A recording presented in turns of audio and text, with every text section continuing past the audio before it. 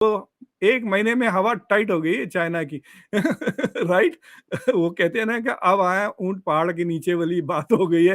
Just 1 महीने के data पे ये जो एफडीआई इंडिया की बात है, मैं देख रहा था कि इंडिया में पिछले 23 साल का ये फिगर्स हैं कि तकरीबन $919 बिलियन आए हैं एज एन एफडीआई। चीन को लॉजिक समझ में आएगा। मैं आपको पढ़ के बताता हूं। मिंट जो चाइनीज, तभी जब इनकी ये गिर जाएंगे ना 150 बॉर्डर पे चाइनीज, तब ये 20 साल तक चुप हो जाएंगे। मैं आपको बता रहा हूं, ये पहले हो चुका है। जनरल सगत सिंह ने तो आर्टिलरी खोल दी थी।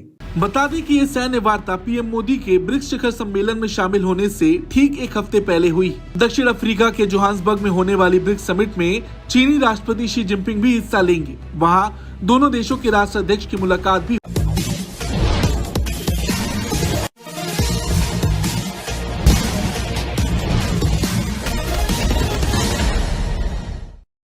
अंतर्राष्ट्रीय स्तर पर जिस तरह चीन पूरी दुनिया में अकेला पड़ता दिख रहा है और साथ ही जिस तरह चीन की आर्थिक अवस्था डामाडोल हो रही है, अब चीन को समझ में आ गया है कि भारत से संबंध सुधारने में ही उसकी भलाई है।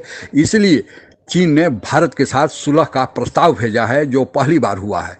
आगे की चर्चा सुनते हैं। चीन को लॉजिक समझ में आएगा। मैं आपको पढ़ के बताता हूं। मिंट बार ऐसा हुआ है कि 2 दिन लगातार ये टॉक्स हुई। इसका मतलब ये सीरियस है टॉक्स के लिए। और ये 19th round of India China core commander level talks were held at Chushul Moldo border. Moldo garrison है चाइना की, जो कैलाश रेंजेस जब एसएफएफ वालों ने टेक ओवर करी थी, दे वर ओवरलुकिंग द मोल्डो गैरिसन।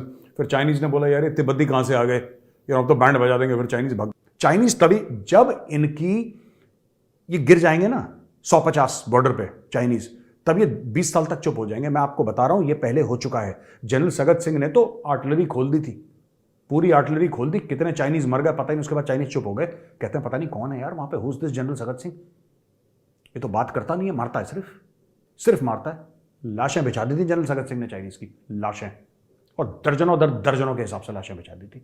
चुप हो गए चाइनीज। इनको यही डोज की जरूरत है। वो 1 महीने में हवा टाइट हो गई है चाइना की राइट? वो कहते हैं ना कि अब आया ऊँट पहाड़ के नीचे वाली बात हो गई है। जस्ट 1 महीने के डेटा पे चाइनीज गवर्नमेंट इज सेइंग कि भाई वी विल बिहेव, हम आपको तंग वंग नहीं करेंगे। पाकिस्तान में वो जो इमरान खान के फॉलोअर्स का क्या नाम है, क्या कहते हैं आप लोग उनको, यूथियास? यूथिया। तो उसका चाइनीज वर्जन है, आप समझ जाएं हाउ टू से दैट। तो जो चाइनीज के यूथियास हैं, they are advising Xi Jinping, या Xi Jinping is making this policies.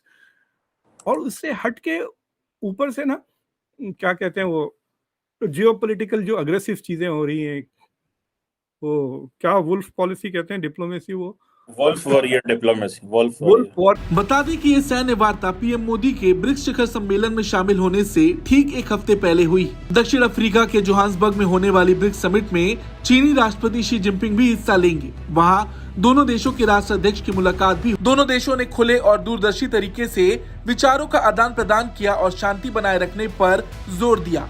बैठक में भारत ने देपसांग और डेमचोक समेत अन्य टकराव वाले पॉइंट से सैनिकों की जल्द वापसी को लेकर चीन पर दबाव डाला। बैठक में क्षेत्र पर समग्र तनाव को कम करने पर भी चर्चा हुई। जानकारों ने बताया कि यह पहली बार है कि सीमा विवाद पर उच्च स्तरीय सैन्य वार्ता 2 दिनों तक चली और 2 दिनों में कुल मिलाकर करीब 17 घंटे। हमारे पास हैं ऐसे बंदे, हमारे पास हैं ऐसे जनरल्स जो उस अग्रेसिव थिंकिंग वाले हैं। आप उनको डालिए वहां पे और बोलिए साहब इनको कूटो चाइनीज को। देखिए ये जो नो वॉर नो पीस वाला चक्कर है ना, ये बड़ा खतरनाक है। इससे क्या होता है कि सोल्जर का, मैं बता रहा हूं आपको, सोल्जर का मोरल खराब होता है इससे। कोई भी फौजी है ना, आप उसको बॉर्डर में डालोगे, वो क्यों जा रहा है वहां पे, वो लड़ने के लिए जा रहा है। उसने फौज क्यों ज्वाइन करी? लड़ने के लिए। उसको बोलो ना लड़े, काटो चाइनीज को वहां पे अच्छी तरीके से, छील दो उनको अच्छी तरीके से। फिर ये मुझे बोलेंगे पकड़ के, कहीं होटल की लॉबी में मिल गया या कहीं कॉफी शॉप में, अरे मेजर साहब आप तो ना बड़ी लड़ाई की बात करते हैं। ओ यार, मुझे ट्रेनिंग इस चीज की मिली है। I was trained to be a soldier. I was not trained to be working in an NGO. आप क्या चाहते हैं मुझसे? मैं एनजीओ में काम करने वाला हूं। मैं वो कबूतर छोड़ूंगा सफेद? ओ भाई, हम लोग बाज छोड़ने वाले लोग हैं, कबूतर छोड़ने वाले नहीं हैं। एकेडमी में जो लिखा है दीवारों पे, जो फायरिंग रेंज पे लिखा है, मैं फिर से आपको बताता हूं, 1 गोली 1 दुश्मन। इसका क्या मतलब है? इसका यह मतलब है, और ये this is the thinking of the Indian army.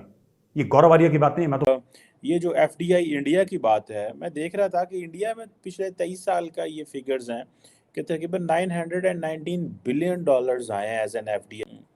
ये सारा का सारा 4-5 साल में सॉल्व हो सकता है। हम्म। अदानी को दे दें आप ऑनररी सिटीजनशिप। उस he'll buy them all up and fix them all up। कितने इंडिया में देखें आप, कितने 100-150 इंटरनेशनल एयरपोर्ट्स हो गए, right? It is not a, they will find a way to make money। See, पैसा जब सर्कुलेशन में आता है then it becomes easy. Startup करना है, इट्स लाइक सेइंग कि गाड़ी एक बार स्टार्ट हो गई तो फिर आप उसको एक्सेलरेट भी कर सकते हैं, स्लो भी कर सकते हैं, ब्रेक भी मार सकते हैं। लेकिन अगर वो खड़ी हुई है, अटक गई है, इनर्शिया जो है ना, स्टैटिक इनर्शिया, वो स्टैटिक इनर्शिया का प्रॉब्लम है आपकी इकोनॉमी का। एंड वो दूसरी चीजों से कनेक्टेड है sir. It's about integrity also, भरोसामंद को आज जो भारत के साथ जल्दी से जल्दी सीमा पर सुलह करने की जो बेचैनी आई हुई है वह अचानक नहीं हुई है, अकारण नहीं हुई है।